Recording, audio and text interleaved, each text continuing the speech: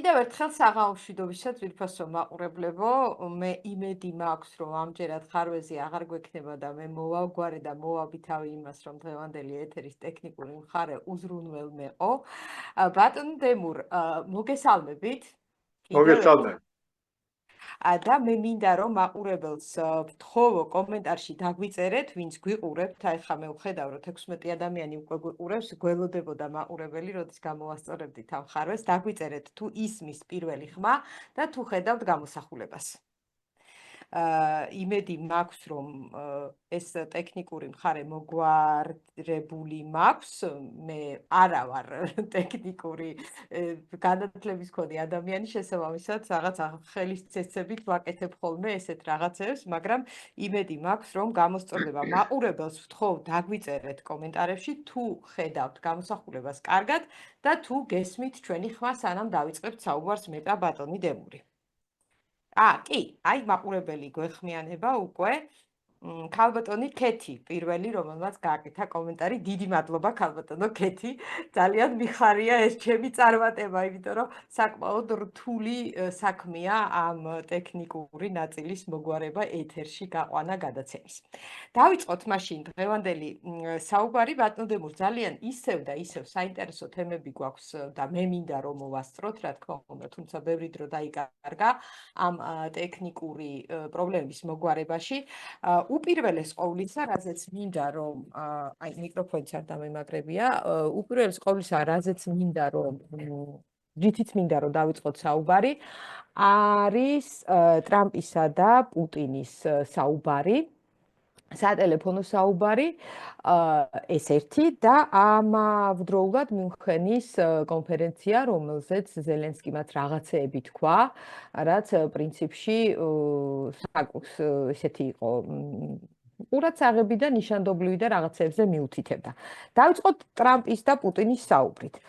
პირველ რიგში მინდა აი ესეთი შეკითხვა დავსვას, მე ხა ბევრ მას ვუსმინე კომენტარს ამასთან დაკავშირებით, არავის არ გასჩენია ეს შეკითხვა და მინდა რომ ჩვენ ამაზე ყურადღება გავამახვილოთ. ხომ არ მოგეჩვენათ ბატონ დემურ თქვენ რომ პირველი ის რომ ეს იყო ტრამპმა დაურეკა პუტინს. ხომ არ მოგეჩვენათ რომ როდესაც გაკეთდა განცხადებები ვაშინგტონიდან და განცხადებები კრემლიდან, უფრო მოგრძალებული იყო კრემლი ამ განცხადებებში, უფრო ნაკლებ დეტალებზე საუბრობდა და თითქოს არ იყო ღია იმისთვის, რომ რაღაცა დეტალები გაეზიარებინა, რაც შეეხება ამერიკულ მხარეს, ამერიკული მხარე იყო უფრო მოწოდებული, რომ მეტ დეტალზე და მეტ, ასე ვთქვათ, ნიუანსზე გაამახვილა ყურადღება. რაზე მიუთითებს ეს, თქვენ თუ დაგრჩათ იგივე შთაბეჭდილება? მე მინდა ბოდიში მოუხადო ჩვენს მაყურებელს, ჩვენი დამოუკიდებელი ჩვენგან, მაგრამ გავასწორეთ და ეხლა გვაპატიეთ ამ ერთხელ. მთავარი რაც არის ამ საუბარში, მოსკოვი გასაგებია, რომ გაცილებით ფრთხილია იმ უბრალო მიზეზის გამო, რომ გაცილებით კარგად იცის ის სირთულეები, რომელიც ამ პროცესს ახლავს.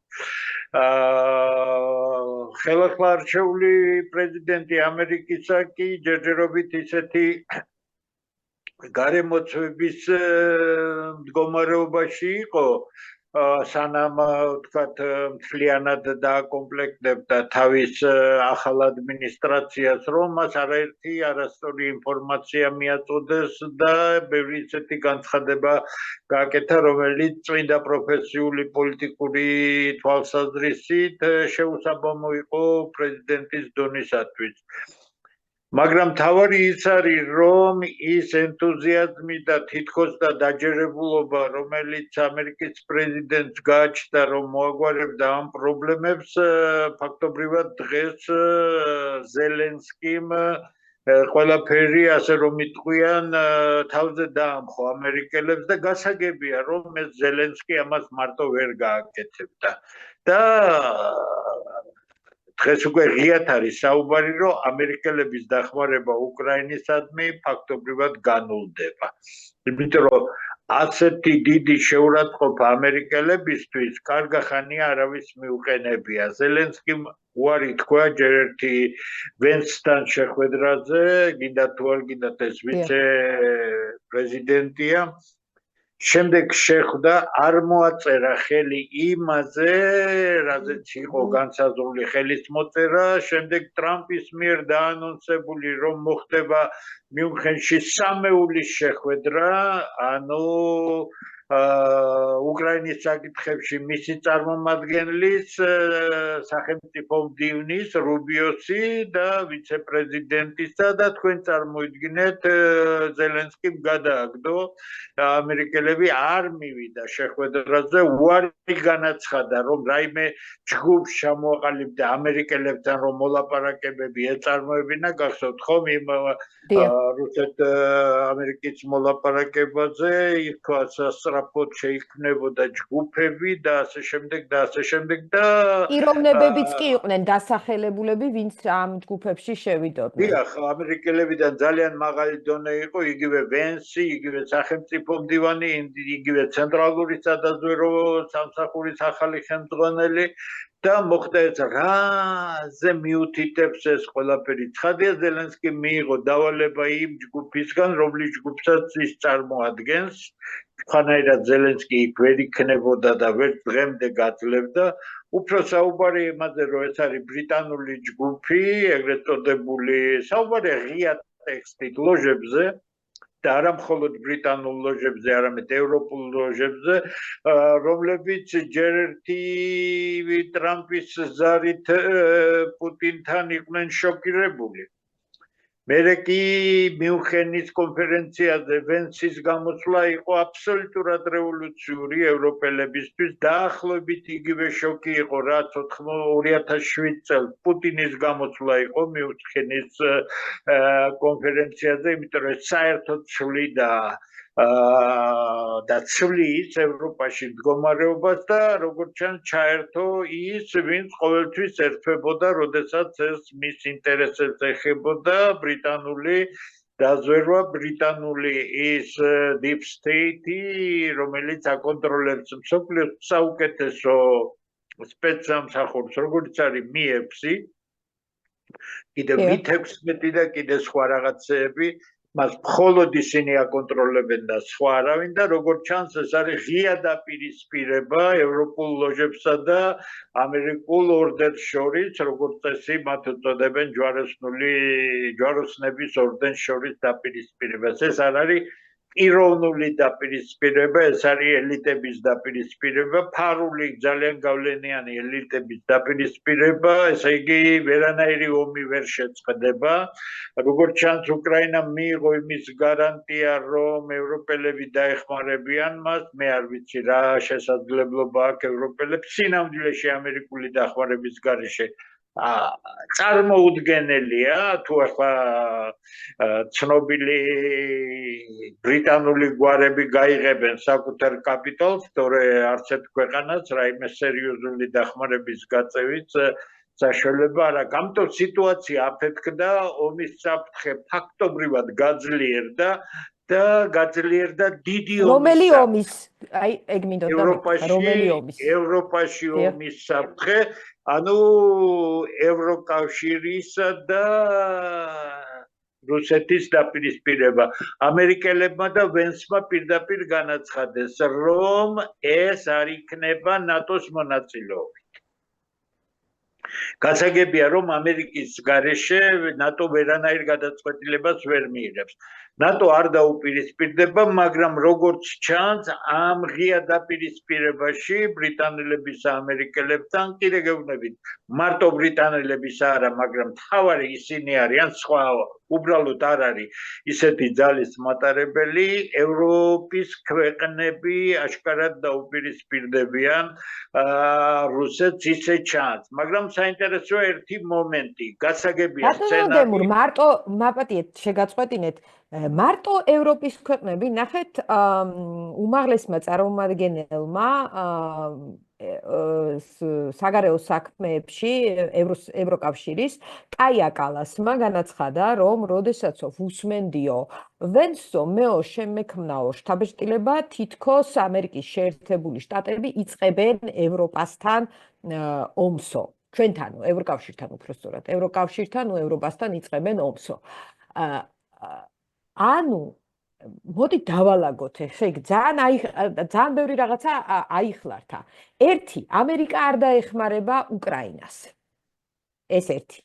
მეორე, ამერიკა იწყებს ომს ევროპასთან. ეს მეორე. არავითარ ომს არ იწყებს, არანაირი აბა ომი როგორ არ არის ჭირდება საქმე? ამერიკელებს ევროპასთან ომისთვის, ამერიკელებს აქვთ ბერკეტი, ტარიფების შემოღება ევროპულ საქონელზე, განსაკუთრებით მეტალებზე, ალუმინზე და ასე შემდეგ, რაც საერთოდ გააუვნებელ ყოფს ევროპულ ეკონომიკას, იმიტომ რომ 25%-იანი ტარიფების პირობებში წარმოებას აზრი არ ექნება რამდენიმე დიდი ქვეყანა დასავლეთ ევროპული უსაშველოდ დიდ დარტყმას მიიღებს და ფაქტობრივად მოხდება ის, რაც მე კარგად დავინახე 2022 წელს, როცა იწყებოდა ეს კონფლიქტი თებერვალში და პირდაპირ დავწერე, იმიტომ რომ ჩემთვის მაშინაც გასაგები იყო და ეს კონფლიქტი მზადდებოდა, რომ საუბარია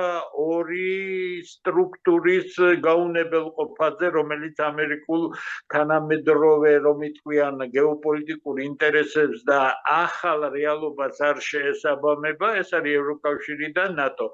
მაგრამ ამერიკელები ამაზე ღიად უარს ვერ იტყოდნენ, იმიტომ აქ პრესტიჟული მომენტია, პარტნიორობის მომენტია, მსოფლიოში ავტორიტეტის მომენტია. ამიტომ მიმდინარეობს პროცესი, რომელმაც კონფლიქტში უნდა შეიყვანოს რუსეთთან ევროკავშირის ქვეყნები, რაც დამთავრდება ევროკავშირის ქვეყნების სრული კრახით, ხას უსვა. და ევროკავშირის პრობლემები და თუ საომარი მოქმედებები იქნათ, ავტომატურად ევროკავშირის დაშლა დაშლის ნატოსაც, იმიტომ რომ უბრალოდ ამ დროსაცდენილ ძალიან უვარგის ორგანიზაციას, ძალიან საშიშ ორგანიზაციას საერთაშორისო მშვიდობისათვის პერსპექტივა აღარ ექნება. ბრიტანელები იქცევიან ისე, როგორც იქცევიან ყოველთვის, მათი ორგანიზებულია პირველი მსოფლიო ომი, თავარი მიზანი რა იყო, მას ის რომ გაძლიერებულიყო, მას 6 კონტინენტალური იმპერია უნდა დაენგრია და ამას შეიძლებდა მხოლოდ დიდი ომი და ვერავითარ შემთხვევაში ერთი ქვეყანა ამას ვერ შეძლებოდა და ეს მთავარი ამოცანა იქნა გადაჭრილი პირველი მსოფლიო ომით.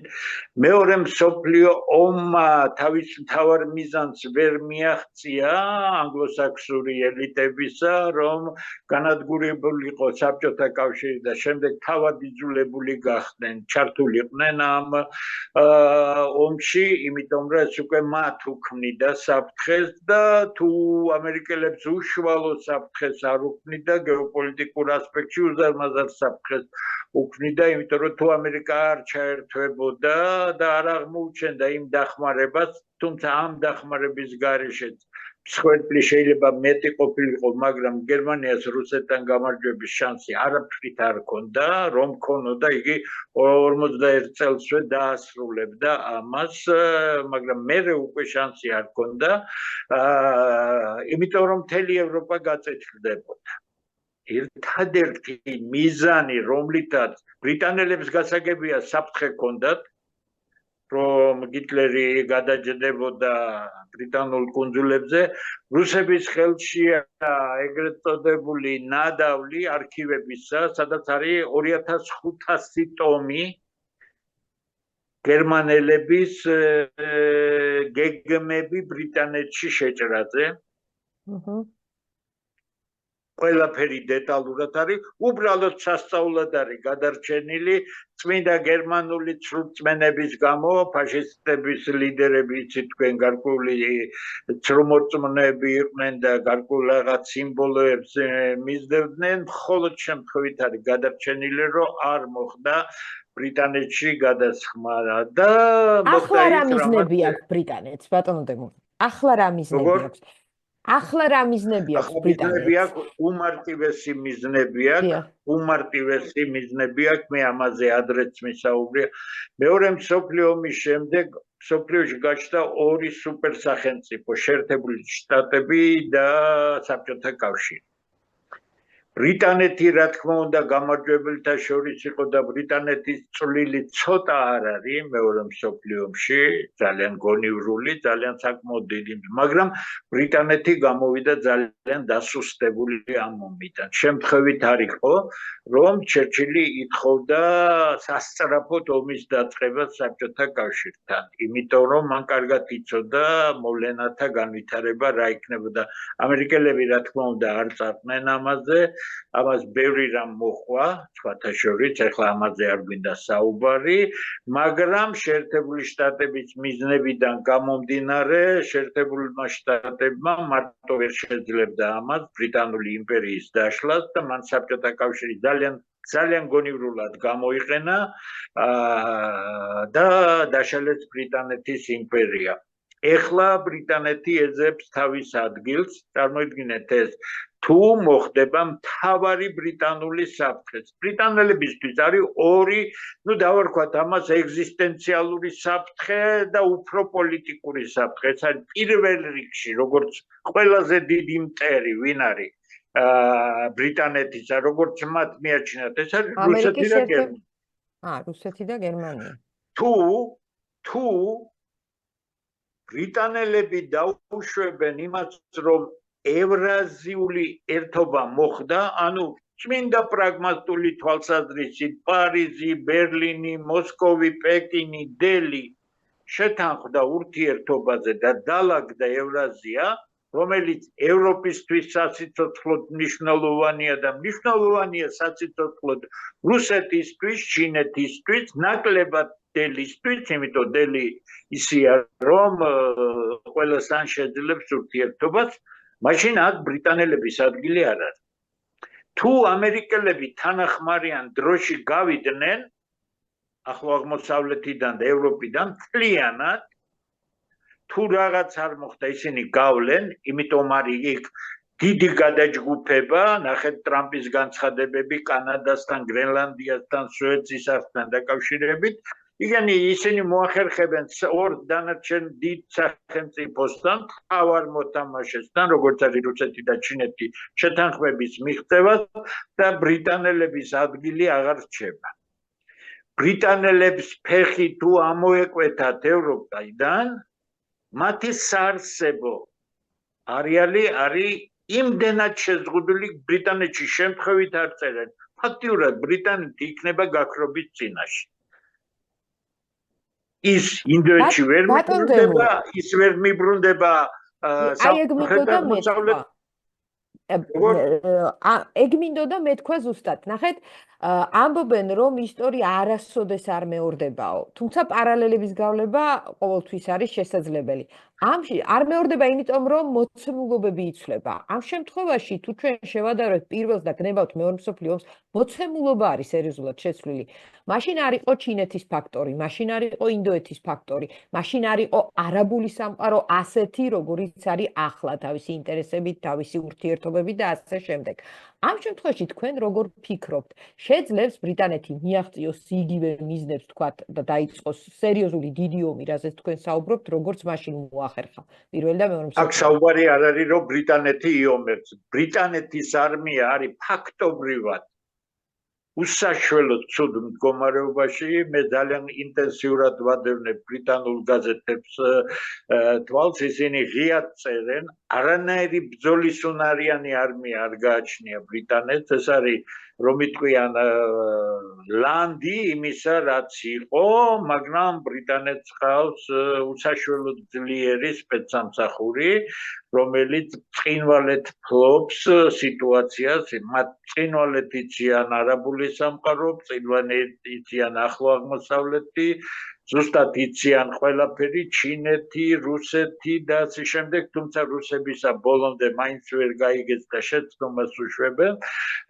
და ამაზე გათვლით ბრიტანელები ეხლა აკეთებენ იმას, რაც მათი აზრით იქნება საბოლოოდ გერმანიის ჩამოცილება პერსპექტივაში რუსეთის ხაზთან, იმიტომ რომ გერმანია-რუსეთის ალიანსი ურთიერთპრაგმატული ურთიერთობა ბრიტანეთის დასასრულია, ამას ისინი არ დაუშვებენ, ამიტომ ყველაფერს აკეთებენ ეხლა, რომ ჯერ ერთი რომ იტყვიან ცოტა მარილი ჩაუყარონ ამერიკელებს გვარიანად და გარკვეულად უნდათ რევანში აიღონ ბრიტანული იმპერიის დაშლისათვის შეუძლიათ მათ სერიოზული პრობლემები გაუჩინოთ მით უმეტეს გათვლა აქვს იმაზე რომ ტრამპი ემოციურია თუმცა ძალიან მაგარი ჯგუფი ყავთ განსაკუთრებით ტექნოკრატებისა რომლებიც გაცილებით ხის ნაბიჯებზე წამსვლელები არიან გადაწყვეტილებების მიღებაზეც იმოქმედებენ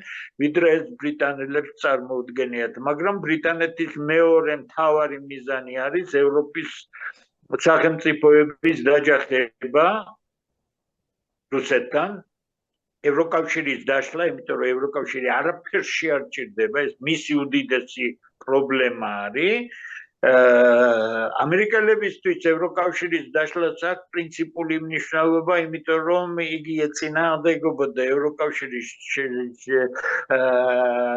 გაჩენას უბრალო მიზეზის გამო, იმიტომ რომ გამონთავისუფლებულ ტერიტორიაზე მოიჭრა ახალი ვალუტა ევრო და მან ძალიან შეზღუდა უზარმაზარ არეალზე ევროკავშირში დოლარის მოქმედება.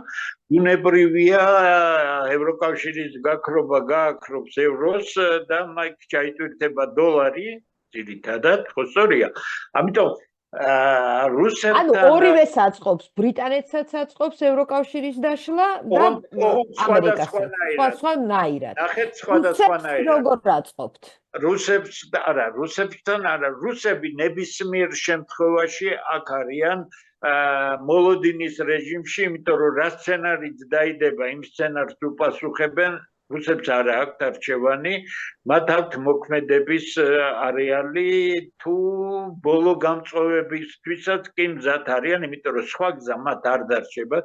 მე მაინც ვფიქრობ, როგორც წერდი, ბოლო წლებია, რომ ევროპის ომი რუსეთთან ფაქტიურად გარდაუვალია, სხვანაირად ნახეთ, რატომ შეეწინააღმდეგა ევროპის ვთქვათ, ოფიციალური ნაწილი და თუ გნებავთ ისტებლიშმენტი ტრამპის პოზიციას, იმიტომ რომ მათ უნდათ რუსეთის სტრატეგიული დამარცხება.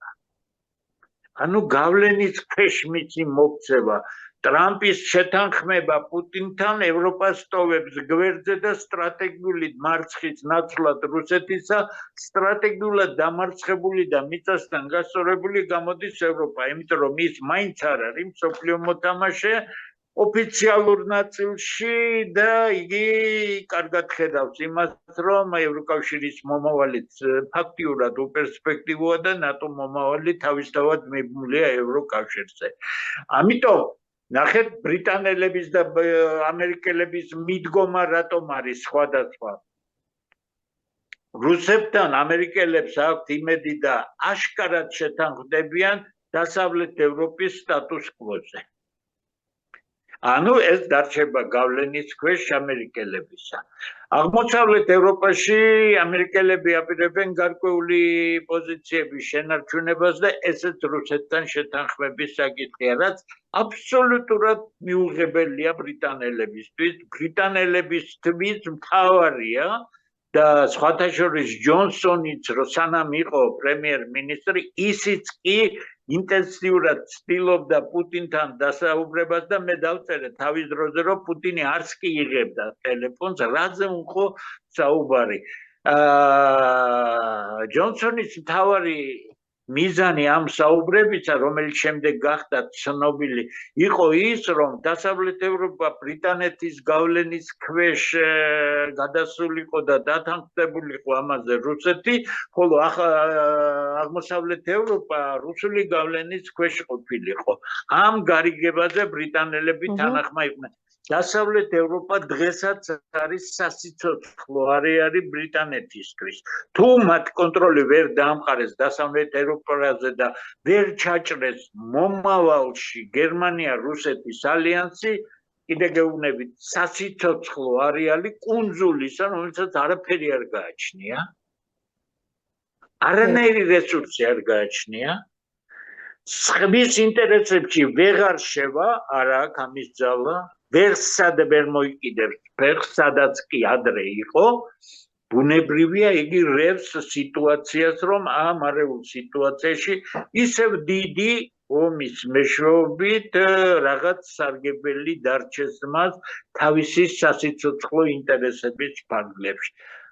კიდე გეუბნებით, ღია ტექსტი ამ ომის აცილების, ბატონო დემურ, სად არის რესურსი ამ ომის აცილების? ამ ომის აცილების რესურსი არის დიდ სახელმწიფოებში, სხვაგან არსად. შეერთებული შტატები იმდენად დიდი საშინაო პრობლემების წინაშე არიან, ყველაფერი ეს წინააღმდეგობა არის. ნახეთ, ტრამპიც კი, რომელიც აშკარად არის ელიტების შეთანხმების დონეზე მოbrunებული, თუმცა ამ მოbrunებაში დიდი წვლილი სუპერთექნოკრატებმა ოცეულმა შეიტანა, იძულებული იყო აეყვანა ვენსი, რომელიც სულაც არ არის ტრამპისტი. და სულ თავიდანვე, როდესაც ვენსის გვარმა გაიჟღერა ვიცე პრეზიდენტის პოსტზე, სკეპტიკოსებმა გამოთქვეს აზრი, რომ რამდენად იგი იქნებოდა ტრამპის პოლიტიკის მიმდევარი. ნახეთ, მოსკოვთან სატელეფონო საუბრის შემდეგ მეორე დღესვე გამოვიდა ვენსი და აბსოლუტურად ტრამპის საწინააღმდეგო განცხადებები გააკეთა, რომ ისინი ჯარსაც კი გააგზავნით, ვერანაირ ჯარს ვერ გააგზავნით, გამორიცხულია. მაგრამ იქ წიაღისეულის დასაცავადო გავაგზავნით. რომელიც წიაღისეულის, ეს არის მეორე ბლეფი, რომელიც მე გეოგრაფიაც სკოლაში ძალიან კარგად ამაქვს მასწავლი, იმიტომ ძალიან კარგად გვასწავლიდნენ და შემდეგ ჩემი საქმიანობით უკრაინაში ცხოვრობდი და სამეცნიერო უზარმაზარი კავშირები მქონდა და შესანიშნავი მეგობრები მყავს მეცნიერები უკრაინაში. მე ვიცი სად არის წიაღისეული. წიაღისეული ძირითადად არის აღმოსავლეთ უკრაინაში და ყირიმში. დასავლეთ უკრაინაში გარდა ფაშისტებისა და ეგრეთ წოდებული ბენდერელებისა არაფერი არ არის და ამიტომ რუსებმა გადაწყვიტეს ეს თავის ტკივილი რომ მოეშალათ და რომ იტყვიან თავიდან აეცილებინათ, განცხადება გააკეთეს, რომ აღმოსავლეთ ევროპის ქვეყნებს, პოლონეთს, უნგრეთს და ასე შემდეგ და სლოვაკეთის ისტორიკოსებს იწვევენ, რომ უკრაინულ მიწებზე პრეტენზიები ისტორიულად დაასაბუთონ და შეთანხმდნენ ერთმანეთს. ეს უკვე იმხელა ნაბიჯია. მე ამას წერდი წლების წინ, მაგრამ საშინელი რეაქცია ჰქონდა და მე ღიად, იმიტომ კარგად ვიცი ეს ისტორია. ბოლო-ბოლო დასავლეთ უკრაინაში ცხოვრობდი და ეს გარემო ძალიან კარგად ვიცი. კარგად წავიკითხეთ. 6 თვის განმავლობაში 12-მდე წიგნი წავიკითხე უკრაინელებისა, მათ შორის ისტორიას. იმდენად აბურდული სიტუაცია ამ ოლქებთან დაკავშირებით, იმიტომ ნახეთ, სლოვაკებს რუსინების ინტერესი აქვთ.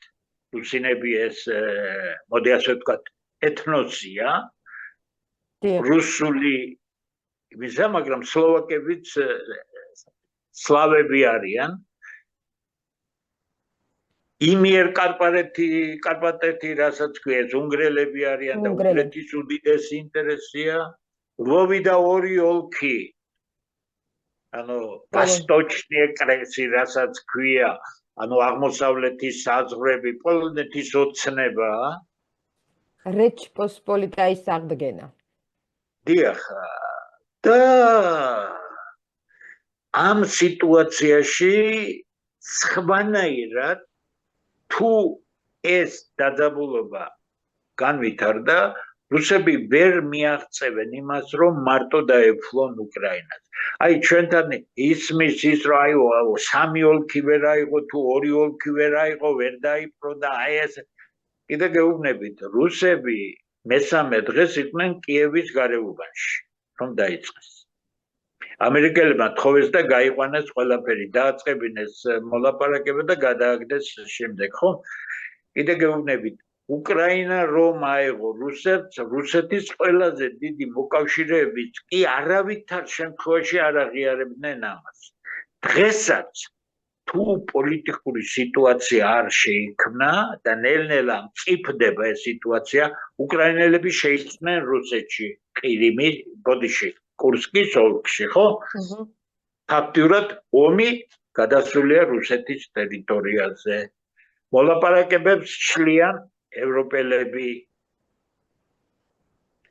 ამერიკელებთან პრობლემა ჩნდება, თუ კი რუსები დაალაგებენ პოლონეთთან, უნგრეთთან და სლოვაკეთთან ამ ტერიტორიის საკითხს, მაშინ ისინი მით უმეტეს წინააღმდეგობა შეუძლებელია, კიდე გეუბნებით, ვერანაირი წინააღმდეგობა ვერ იქნება, ფორსირება ამ ომისა შეუძლებელი იქნება, მსხვერპლი არის კოლოსალური, რა თქმა უნდა რუსებიც განიცდიან მსხვერპლს, მაგრამ ზუსტად ითვლიან ამერიკელი ანალიტიკოსები რუსების მსხვერპლს, რომელიც სულაც არ არის ცოტა. ვაგნერელების ჩათვლით საუბარია 150-160 კაცზე. თუ ვინმე ფიქრობს, რომ 150 კაცის სიკვდილი, 1000 კაცის სიკვდილი ცოტაა, მე არ ვლაპარაკობ უკრაინაზე, რომელიც სულ ცოტა, როგორც ამერიკელი წყაროები იტყობინება, 1/8-თან არის. ანუ ძალიან დიდია, ხო? ამ სიტუაციაში ეხლა ფაქტობრივად დამარცხებული უკრაინის ასეთი დემარში მით უმეტეს ამერიკის მიმართ მიუთითებს იმას, რომ ღია დაპირისპირება დაიწყო ევროპულ მასონურ ლოჟებსა და ამერიკულ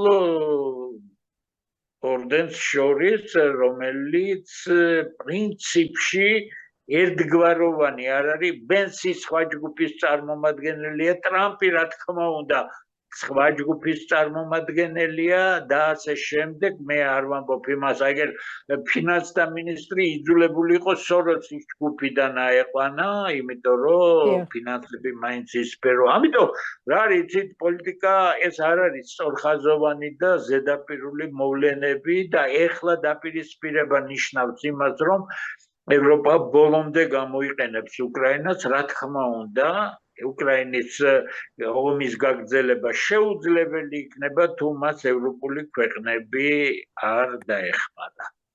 როგორ დაეხმარება? მე ვფიქრობ, რომ უკანასკნელ ხარჯებზე წავლენ, რომ არ დაუშვან რუსეთის სტრატეგიული გამარჯვება. რუსები მაინც გაიმარჯვებენ ამაში, მაგრამ ამას მოყვება და მე ეჭვიც არ მეპარებოდა, რომ ომი გადაინაცვლებდა ევროპის ტერიტორიაზე. ერთადერთი წყარო დღეს, რომლითაც შეიძლება ამ ომის შეჩერება არის შეერთებული შტატები და რუსეთი ერთობლივი კოორდინირებული მოქმედებით და რა თქმა უნდა ჩინეთი მათთან ერთად. ეს შესაძლებელია ბატონ ტემურ, ეს ერთობლივი მოქმედება და ტრამპის 4 წელი თუ ეყოფა ამას. ნახეთ, ჩინეთის ინტერესებში ნამდვილად არ არის ომი. პირიქით, მას ვაჭრობა უნდა, მას პრობლემები აქვს, თავისი ეკონომიკა ისე აწყობილი, რომ ძალიან მოწყვლადი ეკონომიკაა, ექსპორტზე აგებულია, მას ტრასები ჭირდება, მას ევროპის უზარმაზარი ბაზარი ჭირდება, უზარმაზარი ბაზარია ჯერ კიდევ, სანამ შუა საუკუნეების სიღარიბეს არ დაბრუნებია დასავლეთ ევროპა, მანამ ის იქნება მიმზიდველი, მაგრამ მე ვფიქრობ, რომ ისე მიყავთ თავისი საქმე, აუცილებლად დაუბრუნდებიან ამ სიღარიბის და ჭარბმოსახლეობის მდგომარეობას. რუსებისთვის ომი არანაირად არ ჭირდებათ, მათ ფული ჭირდებათ საკუთარი ქვეყნის, რომ იტყვიან, იმიტომ რომ ეს ძალზედ ცუდი ხელისუფლება რუსეთში, უსაშველოდ ცუდი რუსეთისათვის, ალბათ ნელ-ნელა ჩანაცვლდება, თუ უბედურება არ მოხდა რუსეთისთვის, რაც შეეხება ევროპის ქვეყნებს, დღევანდელი ხელისუფლებების ფარგლებში არანაირი ევროპული კლასიკური პოლიტიკური ხაზის განხორციელება შესაძლებელი არ არის. ეს არის მარიონეტული, ნეოლიბერალური, მარაზმული ხელისუფლებები. ნახეთ, რა საფრთხე დგას კიდე ევროპის წინაშე და ბრიტანელებმა ესეც კარგად იციან. 23 თებერვალს გონი თუ 26-ია თუ 23 თებერვალი არის გერმანიაში არჩევნები. შოლცმა დღეს განაცხადა, რომ იგი ტოვებს პოლიტიკას და მიუნხენის კონფერენციაზე პისტორიუსის სულელური გამოსვლა გითხრათ სიმართლე, აი წმინდა წყლის ერთუჯრედიანი გამოსვლა. პისტორიუსის მიზანი რომ მან დაიკავოს შოლცის ადგილი ფაქტიურად გამორიცხულია. ნახეთ, ვენსი შეხვდა ქალბატონს ალტერნატივა გერმანიის ვაიდელს. რა გამოდის? თუ უკანასკნელ ანალიზებს შევხედავთ, ძალიან მაღალია ალტერნატივა გერმანიისთვის მხარდაჭერა, მაგრამ როგორც ძალიან კარგი ცნობილი თქვა გერმანული ანალიტიკოსები წერენ ამ სიტუაციაში, ეგერ ნახეთ მიუნხენში ავღანელის მიერ ტერაქტი და ასე შემდეგ ალტერნატივა გერმანიისას ყავს ლატენტური მხარდამჭერი, რომელიც გაისვრის იმ დღეს და იმედი არის გამოთქმული, რომ ალტერნატივა გერმანიისთვის მიიღებს 33%.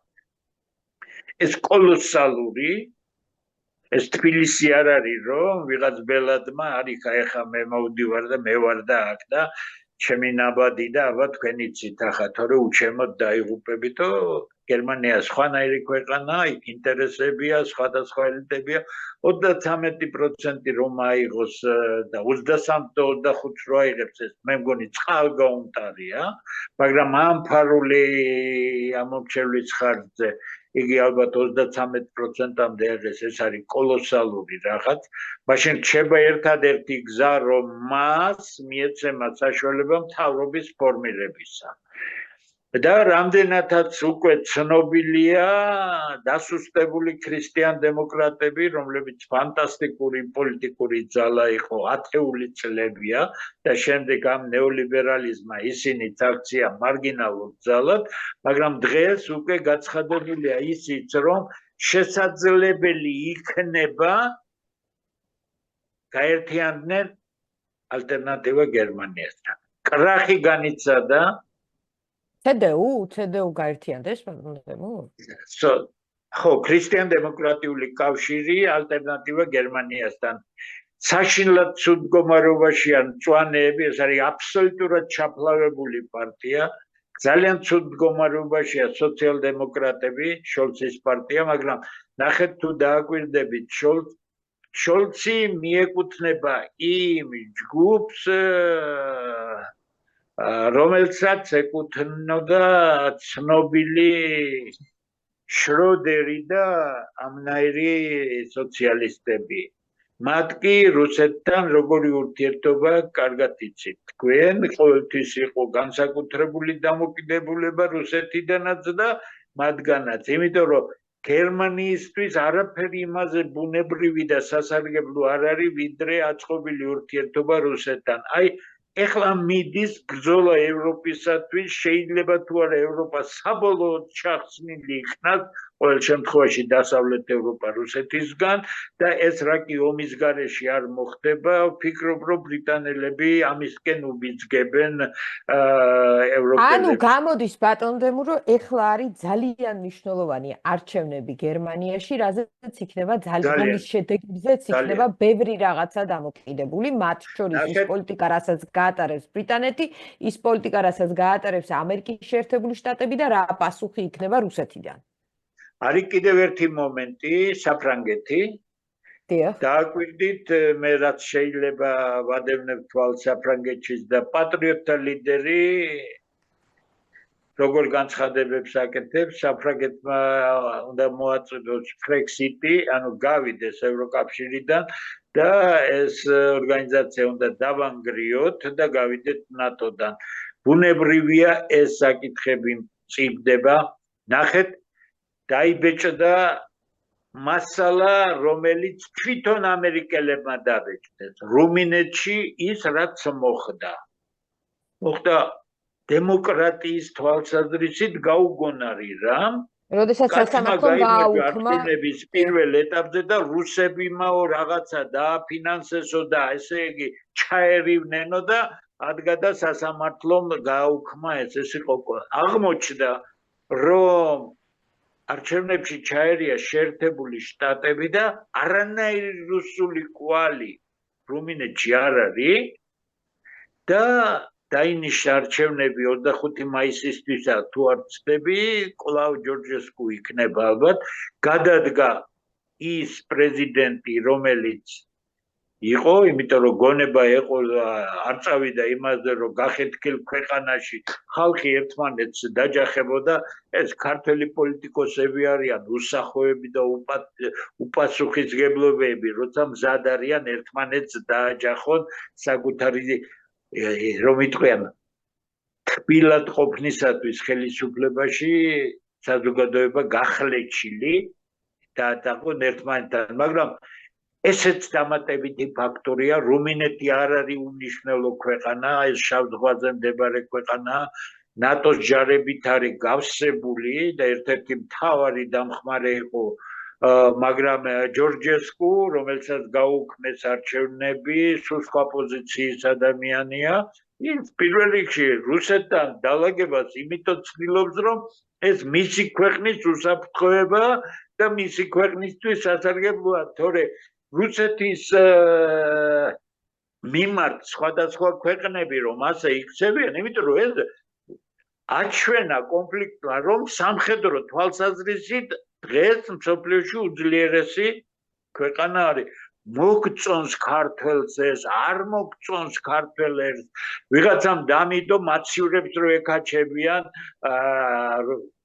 რუსები, მაგრამ კიდე გეუბნებით, მართლა თავს იტყუებ, მართლა ასე რა მნიშვნელობა აქვს რუსი გიყვარს თუ არ გიყვარს, რეალობას ხო უნდა შეხედო. ამიტომ ის ილუზიები, რომელიც არცოდნიდან გამოდის, რომ აიწყა დონეცკს ვერ იღე, დონეცკის ოლქს ვერ იღებს და ლუგანსკის ოლქი ვერ გაანთავისუფლა, სხვა პოლიტიკური მიზეზებია.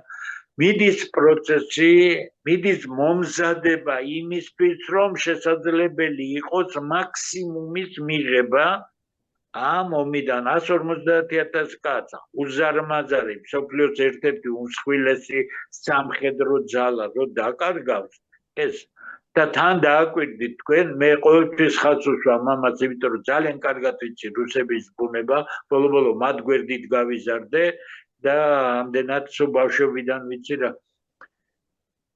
ერთი შედარებით არადიდი მობილიზაცია გააკეთეს, ყველა სხვა მეომარი არის პირადი სურვილით ჩაწერილი კონტრაქტის საბუთშად. მას ჯერჯერობით მობილიზაცია არ ჭირდება. მობილიზაცია რომ ჭირდებოდეს და უკრაინის აღება ჭირდებოდეს, ამან ვერ აიღებს, იმიტომ რომ ვერაფერს ვერ მიიღებს აღებისგან, მაგრამ თუ პოლიტიკური პროცესი წავა და სწორედ აქეთკენ მიდიან რუსები, რაც შეიძლება მაქსიმუმი დაიტოვონ. რაზე გაგიჟდა ევროპა? თურმე ამერიკელებმა განაცხადეს ღიად, რომ 2014 წლის საზღვრების დაბრუნება არის შეუძლებელია. არადა ამაზე უკრაინელები ერთ ამბავში არიან, იმიტომ უკრაინელი ხალხი დღესაც მზად არის იომოს, ოღონდ არაფერი არ დათმოს. ხაზს უსვამ, მე რამდენად ვიმეორებ, ეს ომი არის უკრაინელი ხალხის ომი. ეს არ არის დასავლეთ უკრაინელი ხალხი, ბატონ დემურ, მოდით დავაზუსტოთ, იმიტომ რომ აღმოსავლეთ უკრაინელებს უნდათ რუსეთში ყოფნა. არა, მე ზაპოროჟიეს ხალხს ნაცნობი, ხარკოვშიც ხალხს ნაცნობები ისინი არ არის აღმოსავლეთ უკრაინაში დღევანდელი უკრაინის ხელისუფლებებისადმი უკმაყოფილება. არ არის. თავი რატომ უნდა მოვიტყუოთ კაცო? რითი ახსნით თქვენ ამას, ბატონ დემურ? პროპაგანდა. ეს არის 15 წლიანი იდეოლოგიის შედეგი, როდესაც ხო, მაგრამ ეროვნებით რუსია, აღმოსავლეთ უკრაინაში ძირითადად რუსები ცხოვრობენ. მათაც რუსები ცხოვრობენ, მაგრამ უკრაინელები ცხოვრობენ. რატო ფიქრობთ, რომ მარტო რუსები ცხოვრობენ? არა, რუსები ბევრი არიან. მე რამდენადაც ვიცი, რუსების ნაწილიც ამ იდეოლოგიის ქვეშაა მოხვედრილი და უკრაინელობენ, ასე რომ ვთქვათ, ეს არის იდეოლოგიის შედეგი და ამიტომ ჩვენ რეალობა კარგად უნდა ვიცოდეთ. ამიტომ ომი არ გაჩერდება, მე ამ დღეებში ველოდები, რომ რაღაც უფრო ნათელი იქნება, თუმცა ეს იმდენად აშკარა დაპირისპირება იქნეს, თანაც როგორ მსოფლიო ფორუმზე, რომელსაც მიუნხენის კონფერენცია ქვია და ისე შეიძლება ქვეყანის შიგნით შიდა განწყობამ რამე გარდატეხა მოახდინოს. იცით რატომ? ეს ძალიან საინტერესო საკითხია. მე თვალყურს ვადევნებ უკრაინელი საზოგადო მოღვაწეების, ბლოგერების გამოსვლებს, ჩანაწერებს, ვიდეოებს დებენ. მათ შორის არის ერთი ძალიან პატივცემული ადამიანი, ექიმი კომაროვსკი, რომელიც საქართველოშიც ძალიან ცნობილია. სხვათა შორის მე მქონდა მასთან ინტერვიუ ჩაწერილი რამდენიმე წლის წინ, პანდემიის დროს, იმიტომ რომ ის ძალიან აქტიურობდა ამ დროს როგორც ექიმი და შემდეგ ომი რომ დაიწყო, ასევე ძალიან აქტიურობდა, ოღონდ მისი აქტიურობა იყო პოლიტიკური. და მე მივაქციე ყურადღება რას იცით ბატონ დემურო, ამ ადამიანმა შეწყვიტა ეს პოლიტიკური აქტიურობა და პრაქტიკულად აღარ აკეთებს აღარც პოლიტიკურ განცხადებებს. ცხადია ის ხარს უჭერდა ზელენსკის და მის ხელისუფლებას, მაგრამ ამ ბოლო დროს აღარ არის ის ასეთი თავგამოდებული, როგორ ვთქვათ ეს, მხარდამჭერი, ალბათ არის თავისი ქვეყნის ბუნებრივია, მაგრამ ყოველდღეში აი ის რაღაცა შემართება აშკარად აკლია და საკმაოდ ცნობილი პიროვნებაა, საკმაოდ ისეთი თან მჭერმეტყველია, ძალიან საინტერესო მოსასმენია თვითონ და ძალიან კარგი მოსაუბრია და ამან დამაეჭვა, იცით რომ ეს განწყობა მაინც მე მგონია რომ თლად ესე არ არის, რომ ხარდაჭერა კონდეს ზელენსკის და აი ეს საბრძოლო განწყობა იყოს. რამდენად ამას შეუძლია გარდატეხა მოახდინოს, თქო, ამ განწყობის შეცვლა? არანაირი გარდატეხა არ შეუძლია, მაგრამ მე არ ვსაუბრობ აბსოლუტურ მხარდაჭერაზე. მე ვსაუბრობ იმას, რომ თავის მასაში აღმოსავლეთ უკრაინაში ადამიანები არ არიან, არა ყველა, მაგრამ საკმაო ნაწილი არ არიან უკმაყოფილო თავისი ხელისუფლებით. მათ უნდათ ომი, ისინი ომობენ და არანაირ დათმობაზე არ არიან თანახმა.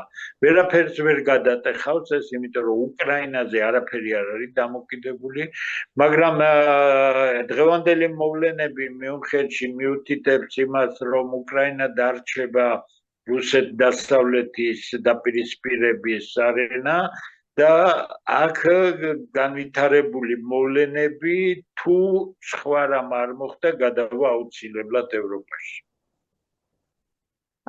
ბატონ დემურ, გადმოვინაცვლოთ საქართველოში, ესე იგი გასაგებია იქ სიტუაციას მართავს, არ მართავს უკრაინა, რასაც ეთქვიან ზელენსკის იმას აკეთებს, იმას გაახმოვანებს და გააჟღერებს, საქართველოში გადმოვინაცვლოთ.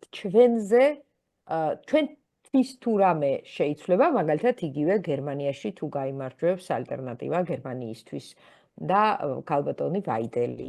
თუ შეიცვლება უახლოეს მომავალში, თუ ველოდებით ისევ აი ამ მსოფლიოში ამ ქარიშხლის დალაგებას და მაშინ ჩვენ შევძლებთ თქვათ, რომ აი ქვეყანა აქეთ წავა, ან ქვეყანა იქით წავა. ეხლა რა ვითარება გვაქვს? მე ვფიქრობ, რომ ასეთი მიდგომა, რომელიც 7 წლოვანი საქართველოს ძალიან უტვინო პოლიტიკის გაგრძელება იქნება, ჩვენ ყოველთვის ვიღაცას ვეძებდით, პატრონს ვეძებდით, ხან ერთ უფროსთან ვიყავით, ხან მეორე უფროსთან, ხან ერთს ღალატობდით, ხან მეორეს ღალატობდით, ეს უტვინო პოლიტიკაა. 21 საუკუნეში მაგ პოლიტიკით სიარულის ქვეყნისთვის იქნება სრული დასასრული, სახელმწიფოების დასასრული. ჩვენ არ შეიძლება ვიყოთ გერმანიაში არჩევნების შედეგებზე, არ შეიძლება ვიყოთ ტრამპის განცხადებებზე დამოკიდებული, არ შეიძლება ვიყოთ ბრიტანული დაზვერვის საქმიანობაზე, არა და ბრიტანეთის დაზვერვა ძალიან ძლიერად მუშაობს საქართველოში, ქართველებმა ეს არც კი იციან. საქმე იმაშია, რომ საქართველოზე ზეწოლა ამ დღევანდელი დემარში ზელენსკიცა კიდევ უფრო გაძლიერდება. ესე იგი, ყველაფერი გაკეთდება იმისათვის, რომ საქართველო ომში ჩაებას რუსეთის წინააღმდეგ. ზეწოლა ვისგან, ბატონო დემუ, რომ დავაკონკრეტოთ? ზეწოლა ვისგან, რომ დავაკონკრეტოთ? ვისგან გაძლიერდება ზე? ევროპისგან, თუ ბრიტანეთისგან, თუ Mi6-ისგან?